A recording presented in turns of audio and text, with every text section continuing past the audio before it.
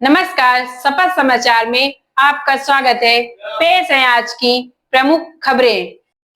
UP के फतेहपुर जिले में आंगनबाड़ी कार्यकर्त्री और सहायिकाएं एक बार फिर अपनी विभिन्न मांगों को लेकर नहर कॉलोनी परिसर में एकत्र होकर कार्यकर्त्रियों ने सरकार के खिलाफ प्रदर्शन करते हुए कलेक्ट्रेट पहुंचकर जिला अधिकारी के माध्यम से मुख्यमंत्री के नाम ज्ञापन सौंपा।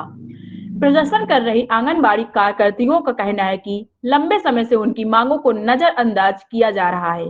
आंगनबाड़ी संयुक्त मोर्चा की ओर से सौंपे गए ज्ञापन में चेतावनी दी गई है कि यदि 7 मार्च तक सरकार ने उनकी मांगों पर कोई ठोस निर्णय नहीं लिया तो 8 मार्च को प्रदेश भर की आंगनबाड़ी कार्यकर्तियां लखनऊ कूच करेंगी।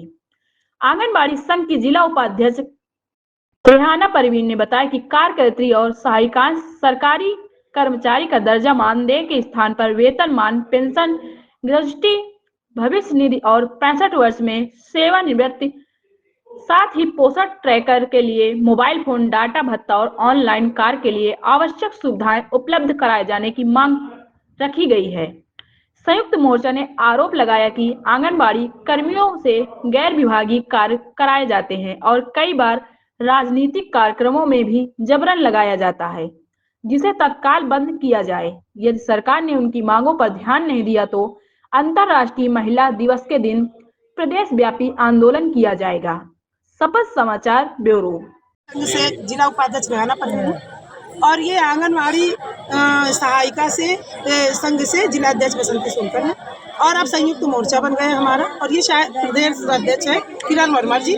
तो अब उत्तर प्रदेश में सारे संगठन एक हो गए हैं और हम सरकार को जगाने के लिए एक दिवसीय ज्ञापन दे रहे हैं, जिससे सरकार जाग जाए और हमारी बहनों को सम्मानजनक मानदेय दे जीने लायक। क्योंकि जब तक सरकार हमको नियमित निर्धारित नहीं करती, कर्मचारी नहीं मानती, जब तक हमें 24,000 मानदेय देने का काम करे।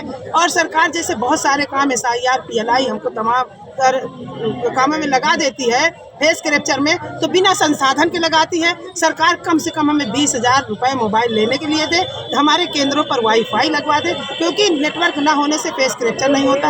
और सरकार अधिकारी दबाव बनाते हैं कि लाभार्थी माइग्रेट करा दो।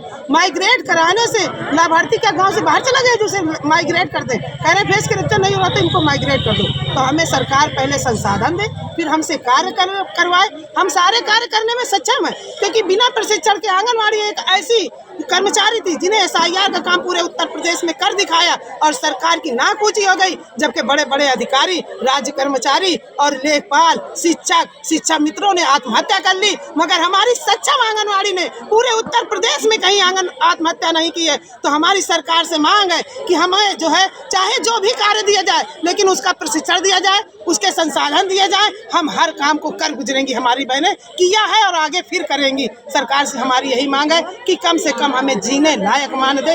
एक श्रमिक मजदूर के बराबर तो मजदूरी दे दे। सरकार हमें अर्ध श्रमिक का मान दे रही है। सरकार कहती है अपने सहयोगी मैंने, योगी मोदी जी कहते हैं सहयोग से काम करती है, जबकि हमारे बहनों से जबरन ड्यूटी BLO में लगाई जाती है। जबरन ड्यूटियां लगाकर जब दबाव बनाकर अधिकारी कार्य करवाते हैं। छोटी सी नौकरी जिसमें 4500 हमको केंद्र सरकार दे रही है और रोज धमकी मिलती है कि आपको निकाल दिया जाएगा। अरे निकाल दे, एक तो भैंसी पाल ले, 6,000 रुपया महीना कमाएंगे दूध बेच के। भाई जिसको निकालने का शौक है निकाल दे। और जो है तो हमारे आप लोगों ने तो देखा ही है, आपके पास तो सच है कि इसी महीने 4 अधिकारी जेल चले गए। सरकार कहती है हम इनको प्रोत्साहन राशि अलग से दे रहे हैं और उस प्रोत्साहन राशि से अधिकारी अपनी जेब भर रहे हैं। तो हम सरकार से अनुरोध करते हैं कि हमारे मानदेय में उस प्रोत्साहन राशि को जोड़कर नियमितीकरण हम लोगों को दिलाया जाए। मैं अपने शब्दों को यही विराम देती हूँ। धन्यवाद। आप देख रहे हैं शपथ समाचार।